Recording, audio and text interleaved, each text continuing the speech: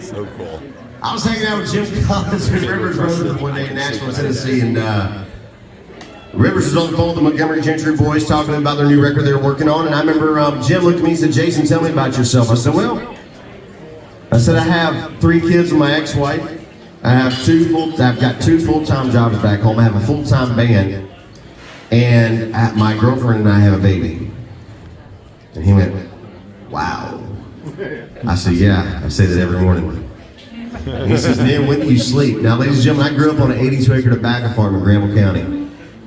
And I remember out there priming tobacco during the summertime, out there with the farmers, man, it was nothing for me then to tell, well, I had to pick my grandkids up for school this morning and take them to school, and then we took them down to E.T.'s and got them a sandwich, and then we had to come back and feed the cows, and by the time I got done with that, I went and fed the chickens, and then by the time I got done with that, I went back and got me some lunch, and then I went and picked the kids up from school again.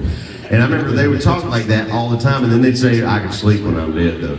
And the first thing that came to mind when he said, "When do you sleep?" I said, "Man, I can sleep when I'm dead." And by God, that's what we wrote that day. So thank you for asking for it. I appreciate it.